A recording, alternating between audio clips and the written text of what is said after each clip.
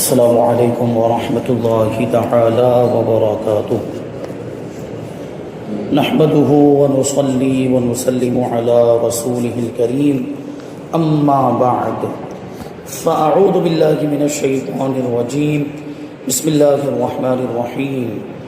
ان اللہ وملائکته یصلون علی النبی یا ایہا الذین آمنوا صلوا علیہ وسلموا تسلیما اللہم صلی علی سیدنا ومولانا محمد معدن الجود والکرم وآلہ الکرام وابنہ الکریم وبارک وسلم صلاة وسلاما علیک یا رسول اللہ صلی اللہ تعالی علیہ وسلم۔ سورہ آل عمران آیت نمبر 93 کی تفسیر ہے، یعنی آیت نمبر 93۔ اللہ تبارک و تعالی ارشاد فرماتا ہے کل الطعام کان حلا لبنی اسرائیل الا ما حرم اسرائیل علی نفسہ من قبل ان تنزل التوراۃ قل فأتوا بالتوراۃ فاتلوها ان کنتم صادقین، کہ تمام کھانے بنی اسرائیل کے لیے حلال تھے سوائے ان کھانوں کے جو یعقوب نے تورات نازل کیے جانے سے پہلے اپنے اوپر حرام کر لیے تھے۔ تم فرماؤ توریت لاؤ اور اسے پڑھو اگر تم سچے ہو۔ اب یہاں پر آپ دیکھیں حضرت یعقوب علیہ السلام کا ذکر آیا، اور یہ بات پہلے بیان کی جا چکی ہے کہ اسرائیل یہ حضرت یعقوب علیہ السلام کا لقب ہے، جس کا معنی ہوتا ہے عبداللہ، اللہ کا بندہ، اور انہی کی طرف نسبت کرتے ہوئے ان کی اولاد کو بنی اسرائیل کہا جاتا ہے۔ اب یہاں یہ بات آئی کہ سارے کھانے بنی اسرائیل کے لیے حلال تھے سوائے وہ کھانے جو حضرت یعقوب علیہ السلام نے اپنے اوپر حرام کر لیے۔ تو کون سے کھانوں کی بات چل رہی ہے اور یہ بیان کرنے کی ضرورت کیوں پیش آئی، یہ آیت کریمہ کیوں نازل ہوئی، اور یہ کیوں فرمایا جا رہا ہے کہ حضرت یعقوب علیہ السلام پر بنی اسرائیل پر سارے کھانے حلال تھے مگر وہ کھانے جو حضرت یعقوب علیہ السلام نے اپنے اوپر حرام کر لیے۔ تو اس کے پیچھے کا واقعہ بیان کرتے ہیں کہ مدینہ منورہ کے یہودیوں نے حضور پاک صلی اللہ علیہ وسلم پر اعتراض کیا کہ آپ صلی اللہ علیہ وسلم اپنے آپ کو ملت ابراہیمی پر خیال کرتے ہیں، یعنی حضور پاک صلی اللہ علیہ وسلم نے یہ بات بیان کی تھی کہ میں دین ابراہیمی پر ہوں، حضرت ابراہیم علیہ السلام کا جو دین تھا وہی میرا دین ہے۔ یعنی مطلب کیا ہوا کہ حضور پاک صلی اللہ علیہ وسلم جو دین لے کر آئے، جو شریعت لے کر آئے، اس دین اور اس شریعت میں حضرت ابراہیم علیہ السلام کا دین اور حضرت ابراہیم علیہ السلام کی شریعت بھی شامل ہے۔ یعنی یہ نہیں کہا جا سکتا کہ حضور پاک صلی اللہ علیہ وسلم حضرت ابراہیم علیہ السلام کی شریعت کو فالو کرنے والے ہیں، تو اس میں تو بہت زیادہ تبدیلیاں ہوئی۔ حضرت ابراہیم علیہ السلام کی شریعت میں بہت احکام الگ تھے اور حضور پاک صلی اللہ علیہ وسلم کی شریعت میں بہت سے احکام الگ ہیں۔ تو مطلب یہ ہوا کہ حضرت ابراہیم علیہ السلام کی شریعت حضور پاک صلی اللہ علیہ وسلم کی شریعت میں داخل اور شامل ہے۔ حضرت ابراہیم علیہ السلام کا دین اور حضرت ابراہیم علیہ السلام کی ملت نبی پاک صلی اللہ علیہ وسلم کے دین میں اور آپ کی ملت میں شامل ہے، یہ حضور نے ارشاد فرمایا۔ تو یہودی کہتے ہیں کہ آپ اپنے آپ کو ملت ابراہیمی پر خیال کرتے ہیں، حالانکہ حضرت ابراہیم علیہ السلام اونٹ کا گوشت اور دودھ نہیں کھاتے تھے۔ یعنی ان لوگوں نے، یہودیوں نے حضرت ابراہیم علیہ السلام کی طرف یہ بات منسوب کی کہ حضرت ابراہیم علیہ السلام اونٹ کا گوشت نہیں کھاتے تھے اور اونٹنی کا دودھ نہیں پیتے تھے، جبکہ آپ کو کھاتے ہیں۔ یعنی حضور سے یہ لوگ کہہ رہے ہیں کہ آپ کو اونٹ کا دودھ کھاتے، اونٹ کا گوشت کھاتے ہیں اور اونٹنی کا دودھ پیتے ہیں، تو آپ ملت ابراہیمی پر کیسے ہوئے؟ یعنی اگر آپ واقعی حضرت ابراہیم علیہ السلام کے دین پر ہوتے، ان کی ملت پر ہوتے، تو آپ کو بھی اونٹ کا گوشت نہیں کھانا چاہیے اور اونٹنی کا دودھ نہیں پینا چاہیے۔ تو حضور پاک صلی اللہ علیہ وسلم نے فرمایا کہ یہ چیزیں حضرت ابراہیم علیہ السلام پر حلال تھیں۔ یہودی کہنے لگے کہ یہ حضرت نوح علیہ السلام پر بھی حرام تھی، یعنی اور آگے بڑھ گئے، پہلے حضرت ابراہیم علیہ السلام تک تھے اور حضرت ابراہیم علیہ السلام کی طرف یہ جھوٹ منسوب کر دیا کہ انہوں نے اونٹ کے گوشت کو حرام کیا تھا، اونٹنی کے دودھ کو حرام کیا تھا۔ اب اور آگے بڑھ کے حضرت نوح علیہ السلام کی طرف بھی یہ جھوٹ منسوب کر دیا، اور کیا کہنے لگے کہ یہ تو حضرت نوح علیہ السلام پر بھی حرام تھی یہ چیزیں۔ تو حضرت ابراہیم علیہ السلام پر بھی حرام تھی. حضرت نوح علیہ السلام کا زمانہ پہلے کا ہے، ان سے لے کر حضرت ابراہیم علیہ السلام تک یہ چیزیں حرام رہی اور بعد میں بھی حرام رہی، اور کہتے ہیں کہ ہم تک حرام ہی چلی آئیں، یہودی کہتے ہیں. تو اس پر اللہ تبارک و تعالیٰ نے یہ آیت کریمہ نازل فرمائی اور اس میں بتایا گیا کہ یہودیوں کا یہ دعویٰ غلط ہے، بلکہ یہ چیزیں حضرت ابراہیم، حضرت اسماعیل، حضرت اسحاق اور حضرت یعقوب علیہ السلام پر حلال تھیں. حضرت یعقوب علیہ السلام نے کسی سبب سے ان کو اپنے اوپر حرام فرمایا اور یہ حرمت ان کی اولاد میں باقی رہی. یہودیوں نے اس کا انکار کیا. یعنی جب حضور پاک صلی اللہ علیہ وسلم نے یہ بات بیان کی نا کہ حضرت ابراہیم علیہ السلام پر بھی حلال تھی، یعقوب علیہ السلام پر بھی حلال تھی، بلکہ حضرت اسحاق علیہ السلام پر بھی یہ چیزیں حلال تھی، اونٹ کا گوشت اور اونٹ کا دودھ، اونٹنی کا دودھ، تو ان لوگوں نے انکار کر دیا اور کہتے ہیں کہ یہ آپ جو بات کہہ رہے ہیں یہ غلط بات کہہ رہے ہیں، یہ آپ درست نہیں کہہ رہے ہیں. جبکہ ان کا ماننا تو یہ تھا کہ حضور پاک صلی اللہ علیہ وسلم نبی ہیں اور نبی پر وحی نازل ہوتی، وہ جھوٹ نہیں بول سکتے. لیکن ہٹ درمی کا کیا علاج، حسد کا کیا علاج؟ ان لوگوں نے سرکشی کی بنیاد پر یہ بات کہہ دی. معاذ اللہ، حضور پاک صلی اللہ علیہ وسلم کی بات کا ان لوگوں نے انکار کیا. تو حضور اقدس صلی اللہ علیہ وسلم نے فرمایا کہ توریت میں یہ مضمون موجود ہے، یعنی یہ بات بیان ہوئی ہے کہ حضرت یعقوب علیہ السلام نے اپنے اوپر کچھ چیزوں کو حرام کیا تھا، کچھ کھانے کی چیزوں کو حرام کیا تھا، اس سے پہلے وہ چیزیں حلال تھی. اگر تمہیں اس سے انکار ہے تو توریت لاؤ اور اس میں سے نکال کر دکھا دو کہ یہ چیزیں حضرت ابراہیم علیہ السلام پر حرام تھیں. تو اس پر یہودیوں کو اپنی ذلت و رسوائی کا خوف ہوا، کیونکہ اگر وہ لا کر دکھا دیتے ان کی پول کھل جاتی، ان کا راز فاش ہو جاتا، ان کا جھوٹ لوگوں کے سامنے آ جاتا کہ یہ جو بول رہے ہیں، جو کہہ رہے ہیں، یہ جھوٹی بات ہے. تو وہ ذلت و رسوائی کا ان کو خوف ہوا اور وہ توریت کو نہ لا سکے اور ان کا جھوٹا ہونا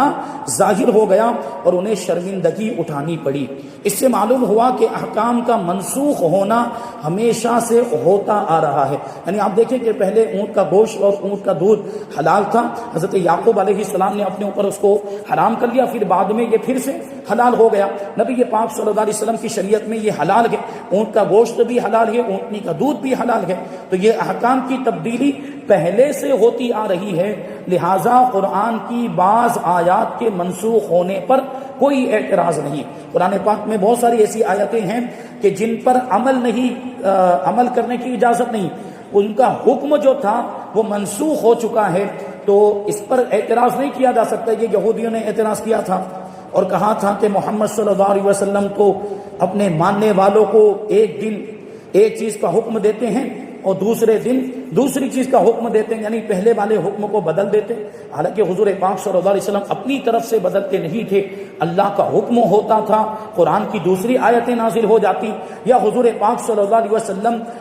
کے دل میں القاء ہوتا تھا، اللہ تبارک و تعالیٰ وحی فرماتا تھا. قرآن کے علاوہ بھی حضور پاک صلی اللہ علیہ وسلم پر وحی ہوتی تھی اور حضور پاک صلی اللہ علیہ وسلم اپنی طرف سے یعنی اپنی حدیث کے ذریعے سے قرآن کی بعض آیتوں کو بھی ان کے احکام کو منسوخ فرماتے تھے. تو اس پر تفصیلی کلام سورہ بقرہ کی آیت نمبر 106 میں گزر چکا ہے. اور یہ بھی معلوم ہوا کہ حضور پاک صلی اللہ علیہ وسلم کا علم شریف اللہ تبارک و تعالیٰ کی خاص عطا سے ہے کہ آپ صلی اللہ علیہ وسلم توریت اور انجیل سے بھی خبردار ہیں. یعنی توریت میں کیا لکھا ہوا ہے، انجیل میں کیا لکھا ہوا ہے، سب حضور پاک صلی اللہ علیہ وسلم کو معلوم ہے. اور یہ آپ پہلے جان چکے ہیں کہ حضور پاک صلی اللہ علیہ وسلم کا لقب ہے امی. امی کا مطلب ہوتا ہے جو کسی استاذ کے پاس پڑھا ہوا نہ ہو، جس نے دنیا میں کسی سے تعلیم حاصل نہ کی ہو. نبی پاک صلی اللہ علیہ وسلم کے امی ہونے کا یہ مطلب کہ آپ نے کسی سے علم حاصل نہیں کیا، آپ کے پاس جو بھی علم ہے اللہ کا عطا کیا ہوا ہے، کسی انسان کا دیا ہوا نہیں ہے. کہ اگر ایسا ہوتا بفرض محال، اگر ایسا ہوتا کہ حضور نے کسی کو استاد بنایا ہوتا تو وہ احسان جتاتا، کبھی نہ کبھی وہ یہ بات کہتا کہ ان کے پاس تو جو علم ہے میں نے دیا ہوا ہے. تو اللہ تبارک و تعالیٰ کو یہ بھی گوارا نہ ہوا کہ کسی بھی معاملے میں نبی پاک صلی اللہ علیہ وسلم کسی کے محتاج رہیں یا کوئی حضور پر احسان جتا سکے. اس لیے اللہ تبارک و تعالیٰ نے اپنی بارگاہ سے حضور پاک صلی اللہ علیہ وسلم کو علم عطا فرمایا۔ اب آپ غور کریں کہ عطا فرمانے والی ذات اللہ تبارک و تعالیٰ کی ہے، جس کے خزانوں میں کسی چیز کی کمی نہیں ہے، اور جس کو عطا کیا جا رہا ہے وہ نبی آخر الزماں ہیں، وہ خاتم النبیین ہیں، وہ نبیوں کے بھی سردار ہیں، وہ رسولوں کے امام ہیں۔ تو دوسرے نبیوں کو جب علم ملا ہے تو امام الانبیاء کو کتنا علم ملا ہوگا؟ یقیناً سارے انبیاء سے زیادہ علم اللہ تبارک و تعالیٰ نے ہمارے آقا کو عطا فرمایا، اور یہ حضور پاک صلی اللہ علیہ وسلم کی خصوصیت ہے۔ اور اللہ تبارک و تعالیٰ نے آپ کو امی بنایا، یہ بھی حضور پاک صلی اللہ علیہ وسلم کی عظیم فضیلت ہے۔ حضور پاک صلی اللہ علیہ وسلم نے کسی کے سامنے زانوے تلمس طے نہیں کیا، کسی سے یعنی دنیا میں کسی سے آپ نے علم حاصل نہیں کیا۔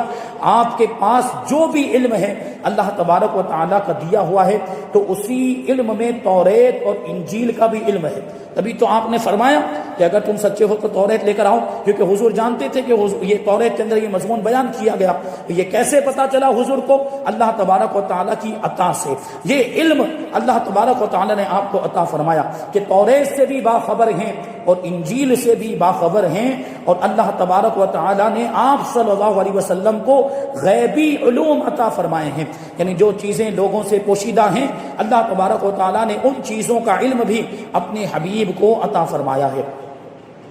آنے والی آیت کریمہ آیت نمبر 94 میں اللہ تبارک و تعالیٰ ارشاد فرماتا ہے فَمَنِ افْتَرَىٰ عَلَى اللَّهِ الْكَذِبَ مِن بَعْدِ ذَلِكَ فَأُولَٰئِكَ هُمُ الظَّالِمُونَ۔ تو پھر اس کے بعد بھی جو اللہ پر جھوٹ باندھے وہی لوگ ظالم ہیں، یعنی یہ بات واضح ہو چکی۔ حضور پاک صلی اللہ علیہ وسلم نے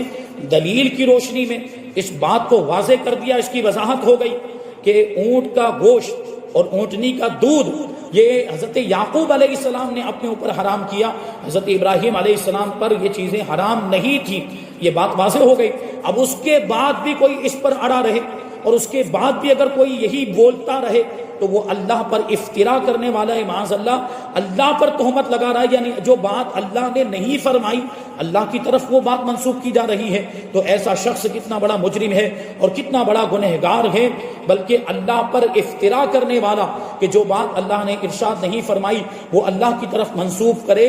ایسا شخص کافر ہو جاتا ہے۔ یعنی اس بات کی وضاحت تو ہو گئی کہ بنی اسرائیل پر جو کچھ کھانے حرام ہیں یہ حضرت ابراہیم علیہ السلام سے نہیں بلکہ بعد میں حضرت یعقوب علیہ السلام کے حرام کرنے سے حرام ہوئے ہیں۔ تو جو اس حقیقت کے واضح ہو جانے کے بعد بھی اللہ تبارک و تعالیٰ پر جھوٹ باندھے اور کہیں کہ ملت ابراہیمی میں اونٹوں کے گوشت اور دودھ اللہ تبارک و تعالیٰ نے حرام کیے تھے تو وہ ظالم ہے، وہ کافر ہے۔ اس آیت سے یہ بھی معلوم ہو گیا کہ علم کے باوجود گناہ کرنا یہ زیادہ سخت ہے۔ یہاں یہ فرمایا جا رہا ہے کہ بات واضح ہو گئی، یعنی علم حاصل ہو گیا کہ حضرت ابراہیم علیہ السلام پر یہ کھانے حرام نہیں تھے۔ اب علم آ جانے کے باوجود بھی اگر کوئی پہلی والی بات پر یعنی جہالت والی بات پر اڑا رہے اور اس کو نہ مانے تو وہ اور بڑا مجرم ہو جاتا ہے۔ پہلے تو چلو نہیں معلوم تھا تو جرم تھا کہ نہ معلوم ہے، پھر بھی دیکھو جو غلط بات جو ہے کہ منسوخ کر رہا ہے، لیکن اب تو معلوم ہو گیا۔ معلوم ہو جانے کے بعد بھی اگر اسی غلط بات پر کوئی اڑا رہے تو یہ اس سے بڑا اور ڈبل گناہ ہو جاتا ہے۔ نیز حلال کو اپنی طرف سے بلا دلیل حرام کہنا اللہ تبارک و تعالیٰ پر افترا کرنا ہے، کیونکہ حلال وہی ہے جس کو اللہ نے حلال کیا اور حرام وہی ہے جس کو اللہ نے حرام کیا، یا نبیوں نے حرام کیا یا نبیوں نے حلال کیا، اسی کو تو حلال کہا جائے گا، اسی کو حرام کہا جائے گا۔ کوئی شخص اپنی طرف سے کسی بھی چیز کو حلال نہیں کر سکتا ہے، یعنی کسی بھی حرام چیز کو حلال نہیں کر سکتا اور کسی بھی حلال چیز کو حرام نہیں کر سکتا۔ تو ان لوگوں نے اپنی طرف سے یہ کیا تھا کہ جو چیزیں حلال تھی یعنی اونٹ کا گوشت اور اونٹ کا دودھ، ان لوگوں نے حضرت یعقوب علیہ السلام کی طرف وہ حضرت ابراہیم علیہ السلام کی طرف منسوب کر دیا اور یہ کہا کہ حضرت ابراہیم علیہ السلام پر بھی یہ چیزیں حرام تھی، اپنی طرف سے یہ بات ان لوگوں نے کہہ دی۔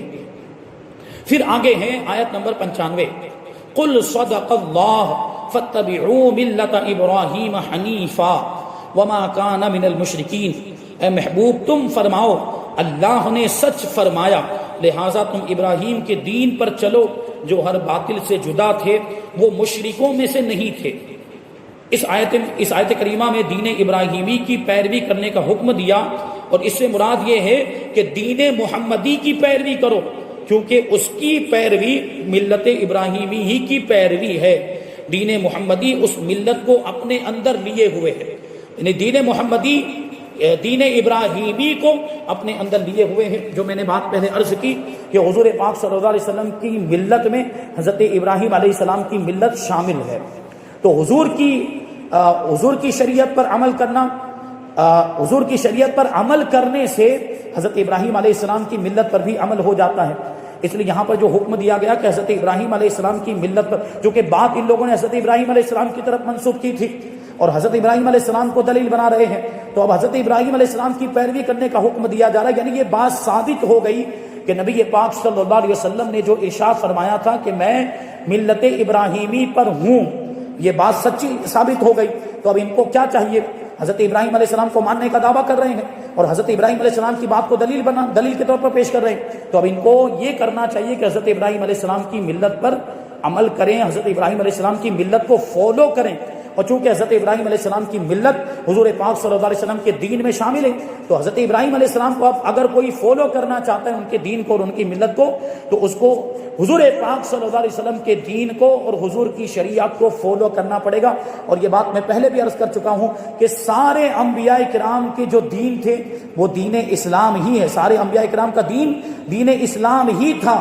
لیکن اب پیروی صرف اور صرف حضور پاک صلی اللہ علیہ وسلم کی جائے گی اور صرف قرآن پاک کی اتباع کی جائے گی اور قرآن پاک پر عمل کیا جائے گا. حضور کو مانے بغیر اور قرآن پر ایمان لائے بغیر کوئی مومن نہیں ہو سکتا ہے، کوئی مسلمان، کوئی ایمان والا نہیں ہو سکتا ہے. اس کے بعد والی جو آیت کریمہ ہے اس میں خانہ کعبہ کا ذکر ہے، کیونکہ حضرت ابراہیم علیہ السلام کا تذکرہ آیا. اور خانہ کعبہ کو ویسے تو پہلے سے تعمیر کیا جا چکا تھا، فرشتوں نے بھی تعمیر کیا، حضرت آدم علیہ السلام نے بھی تعمیر کیا، بعد میں بھی اس کی مرمت ہوتی رہی. لیکن جب اس کے نشانات مٹ گئے تھے، صرف ایک ٹیلے کی شکل میں رہ گیا تھا، اس کے بعد یہ جو عمارت تعمیر ہوئی یہ حضرت ابراہیم علیہ السلام کے زمانے میں تعمیر ہوئی. تو حضرت ابراہیم علیہ السلام کا خانہ کعبہ کی تعمیر میں بہت اہم حصہ ہے. اسی مناسبت سے حضرت ابراہیم علیہ السلام کا ذکر کرنے کے بعد یہاں پر خانہ کعبہ کا ذکر کیا جا رہا ہے اور خانہ کعبہ کی فضیلت بیان کی جا رہی ہے آیت نمبر 96 میں. اللہ تبارک و تعالی ارشاد فرماتا ہے ان اول بیت وضع للناس للذی ببکۃ مبارکا وہدی للعالمین، کہ بے شک سب سے پہلا گھر جو لوگوں کی عبادت کے لیے بنایا گیا وہ ہے جو مکہ میں ہے، وہ برکت والا ہے اور سارے جہان والوں کے لیے ہدایت ہے. یہودیوں نے کہا تھا کہ ہمارا قبلہ یعنی بیت المقدس خانہ کعبہ سے افضل ہے، ان لوگوں نے یہ بات کہی تھی. اور یہ بھی کہا تھا کہ یہ گزشتہ انبیاء کرام کا قبلہ رہا ہے، نیز یہ خانہ کعبہ سے پرانا ہے. تو ان کے رد میں یہ آیت کریمہ نازل ہوئی کہ سب سے پہلا جو گھر بنایا گیا ہے وہ خانہ کعبہ، مطلب کیا ہوا کہ بیت المقدس سے بھی پہلے وہ بنایا. یہ جو تاریخ کا ہم مطالعہ کرتے ہیں تو پتہ چلتا ہے کہ سب سے پہلے فرشتوں نے خانہ کعبہ کو تعمیر کیا جب حضرت آدم علیہ السلام زمین پر تشریف بھی نہیں لائے تھے، جب یہاں پر انسان آباد ہی نہیں تھے. اللہ تعالیٰ نے انسانوں کو پیدا کرنے سے پہلے، حضرت آدم علیہ السلام کو پیدا کرنے سے پہلے فرشتوں کو پیدا فرمایا. اب کچھ فرشتے آسمانوں میں رہتے تھے اور کچھ فرشتے زمین پر رہتے تھے. تو آسمانوں کے فرشتوں کے لیے تو بیت المعمور تھا، جو بالکل ابھی جہاں خانہ کعبہ ہے نا اس میں ساتوں آسمان کے اوپر یہ بیت المعمور بنا ہوا ہے، بالکل اس کی سیدھ میں، خانہ کعبہ کی بالکل سیدھ میں ساتوں آسمان کے اوپر بیت المعمور بنا ہوا ہے. فرشتے یعنی آسمانوں کے فرشتے وہاں جمع ہوتے ہیں، اس کا طواف کرتے ہیں، وہاں مخصوص عبادتیں انجام دیتے ہیں. تو زمین کے فرشتوں نے اللہ تبارک و تعالیٰ کی بارگاہ میں عرض کیا کہ اے پروردگار، آسمان والوں کے لیے تو ایک گھر ہے، آسمان کے فرشتوں کے لیے تو گھر جہاں وہ جمع ہوتے ہیں اور اس کا طواف کرتے ہیں، مخصوص عبادتیں کرتے ہیں، مخصوص ارکان ادا کرتے ہیں، لیکن ہم زمین کے فرشتوں کے لیے ایسا کوئی گھر نہیں ہے، تو ہمارے لیے بھی ایسا کوئی گھر متعین فرما دے. تو اللہ تبارک و تعالیٰ نے فرشتوں کو حکم دیا تھا کہ بالکل بیت المعمور کی سیدھ میں زمین پر وہ خانہ کعبہ کو تعمیر کریں. تو سب سے پہلے فرشتوں نے خانہ کعبہ کو تعمیر کیا ہے، زمین پر خانہ کعبہ کو فرشتوں نے تعمیر کیا. اور وہ جو خانہ کعبہ کی جو عمارت تھی نا اس وقت وہ سفید چمکدار موتیوں سے بنائی گئی تھی. یہ فرشتوں نے اپنے اعتبار سے تعمیر کیا تھا. سفید چمکدار موتیوں سے اس کی دیواریں تعمیر کی فرشتوں نے، اور اس وقت خانہ کعبہ کی دیواروں کا حال یہ تھا کہ آر پار نظر آتا تھا، ٹرانسپیرنٹ، کہ اندر والے باہر والوں کو نظر آتے تھے اور باہر والے اندر والوں کو نظر آتے تھے، ایسی وہ دیواریں تھیں، یعنی اتنا خوبصورت اس وقت وہ تعمیر کیا گیا، اور جنتی پتھروں سے، یاقوت اور جو جنت کے جو قیمتی پتھر، وہ پتھروں سے اس کو فرشتوں نے تعمیر کیا تھا۔ پھر حضرت آدم علیہ السلام کو بھیجا گیا زمین پر، اور حضرت آدم علیہ السلام کی اولاد کا سلسلہ جاری ہوا، تو اللہ تبارک و تعالیٰ چونکہ جو ابھی تک جو خانہ کعبہ کی عمارت ہے وہ فرشتوں نے اپنے اعتبار سے بنائی ہے، فرشتے نورانی مخلوق ہے، تو نورانی چیزوں سے، نور والی چیزوں سے، روشنی والی، چمک والی چیزوں سے انہوں نے خانہ کعبہ کو تعمیر کیا تھا۔ اب چونکہ انسان آباد ہو گئے، اللہ تبارک و تعالیٰ نے اب انسانوں کے تقاضے کے مطابق خانہ کعبہ کو تعمیر کرنے کا حکم دیا۔ حضرت آدم علیہ السلام کو حکم دیا تھا اللہ تبارک و تعالیٰ نے، تو حضرت آدم علیہ السلام نے اس کو پھر اینٹوں سے، مٹی، گارے سے تعمیر کیا، انسانوں کے تقاضے کے مطابق، کیونکہ انسانوں کے لیے وہ چیز بہت ہائی لیول کی تھی، موتی یا قیمتی جواہر اور قیمتی پتھر، یاقوت اور یہ سب، تو اس لیے حضرت آدم علیہ السلام نے اس کو انسانوں کے تقاضے کے مطابق تعمیر کیا، یعنی مٹی سے، گارے سے، اینٹوں سے تعمیر کیا۔ پھر کیا ہوا؟ اب جب حضرت نوح علیہ السلام کا زمانہ آیا، تو حضرت نوح علیہ السلام کے زمانے میں طوفان آیا تھا، تو طوفان میں تو سب کچھ بہہ گیا، عمارتیں بھی بہہ گئی تھی، تو اللہ تبارک و تعالیٰ نے فرشتوں کو بھیجا، تو فرشتے خانہ کعبہ کی عمارت کو آسمانوں پر اٹھا کر لے گئے، تاکہ طوفان کی وجہ سے اس عمارت کو کوئی نقصان نہ پہنچے، تو فرشتے اس عمارت کو آسمان پر اٹھا کر لے گئے۔ اب اس جگہ پر صرف ایک ٹیلا رہ گیا تھا، ایک چھوٹا سا پہاڑ، سرخ رنگ کا ٹیلا، وہی نشانی تھی۔ حضرت نوح علیہ السلام کے زمانے میں وہ طوفان کا واقعہ، جب وہ طوفان چلا گیا اور وہ پانی اتر گیا، تو حضرت نوح علیہ السلام اور ان کے ماننے والے پھر سے زمین پر آباد ہو گئے، تو یہیں پر آتے تھے، اور یہاں آنے کے بعد وہ اسی ٹیلے کا طواف کرتے تھے۔ وہ ٹیلا حضرت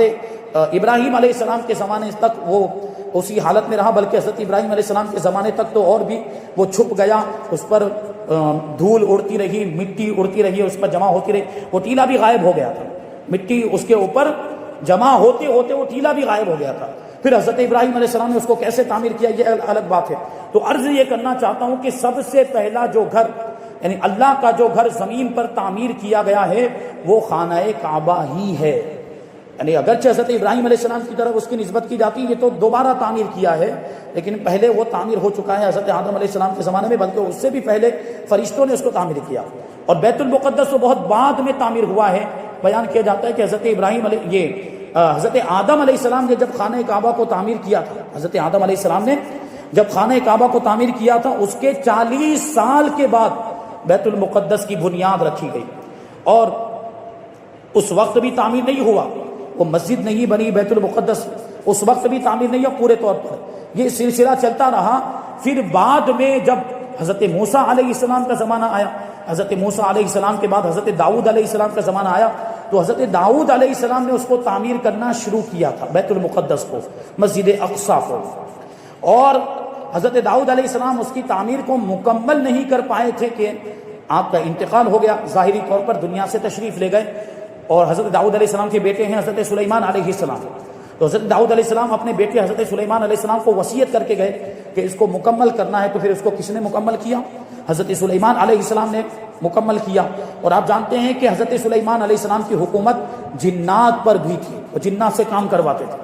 وہ بیت المقدس کی دیواریں جنات سے انہوں نے بنوائی، تعمیر کروائی۔ اور یہ بھی واقعہ آپ نے سنا ہوگا کہ آپ عصا مبارک لے کر ایسے تشریف فرما تھے،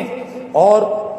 وہ جنات یہ سمجھ رہے تھے کہ حضرت سلیمان علیہ السلام موجود ہیں تو کوئی بھی کوتا ہی نہیں، وہ اپنا کام کرتے جا رہے ہیں، لیکن ادھر اسی حالت میں ایسے عصا مبارک لے کر تشریف فرمائے، اور اسی حالت میں حضرت سلیمان علیہ السلام کی روح قبض ہو گئی، آپ کا انتقال ہو گیا۔ وہ تو جب دیمک نے، ادھئی نے آپ کے عصا مبارک کو کھایا، اور وہ عصا جب ٹوٹ گیا، حضرت سلیمان علیہ السلام زمین پر تشریف لائے، تب جا کے وہ جنات کو پتہ چلا کہ آپ ظاہری طور پر دنیا سے تشریف لے جا چکے ہیں۔ وہاں تک تو بیت المقدس تعمیر ہو چکا تھا، تو بیت المقدس بہت بعد میں تعمیر ہوا ہے، اور خانہ کعبہ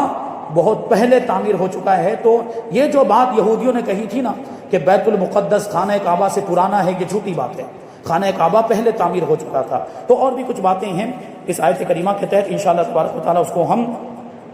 آئندہ درس میں شامل کریں گے، اور اس کے بعد والی آیت یعنی آیت نمبر 97 کی تفسیر بھی انشاءاللہ ہم آئندہ درس میں شامل کریں گے۔ اللہ تبارک و تعالیٰ کی بارگاہ میں دعا ہے کہ جو بھی بیان ہوا اس پر ہم سب کو عمل کرنے کی توفیق عطا فرمائے، اور نور قرآن سے ہم سب کے دلوں کو روشن اور منور فرمائے۔ وما علینا الا البلاغ۔ السلام علیکم۔